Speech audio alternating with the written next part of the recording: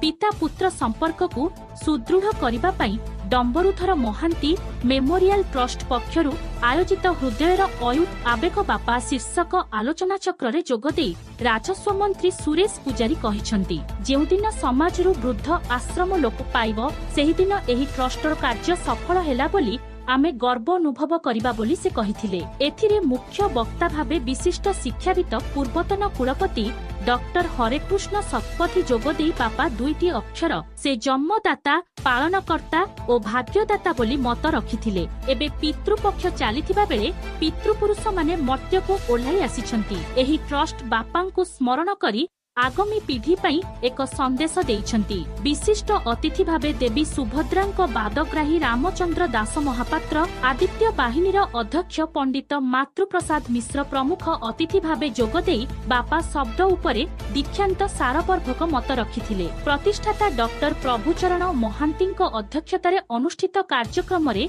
बापा पत्रिका संपादक चारण शुभेन्दु स्वाई कार्यक्रम परिचालना करिथिले। ट्रस्ट संपादक इंजीनियर सम्यक महांती संपादकीय विवरणी पाठ करथिले। एही अवसर रे पत्रिका बापा को अतिथि माने लोकार्पण करथिले। अतिथि मानक द्वारा बाबाजी सत्यानंद, अजय मिश्र, डॉक्टर आदित्य महांती, देवाशीष जेठी, अटल बिहारी दास, बसंत तारेणिया, जामिनीकांत दास, अरुण कुमार दास, नंदिनी उपाध्याय, वासुदेव बेहेरा को सारला सम्मान रे सम्मानित करा जायथिला। छात्र छात्री और शिक्षयित्री मानक द्वारा बापांक उपरे नाच गीत और रंगारंग कार्यक्रम अनुष्ठित होइथिला। शेषरे डॉक्टर महांती धन्यवाद अर्पण करथिले। स्निग्धा महांती अतिथि मानकु ट्रॉफी प्रदान करथिले। सामर्थ महांती और आयेशा दास अतिथि मानकु मंच को स्वागत करथिले।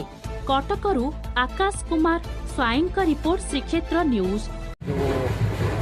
कौन करने चाहती आप कार्यक्रम उद्देश्य कौन लक्ष्य रही गोटे निरा कार्यक्रम एवं डंबरुधर ट्रस्ट आनुकूल्य यहाँ 6 वर्ष प्रतिष्ठार एवं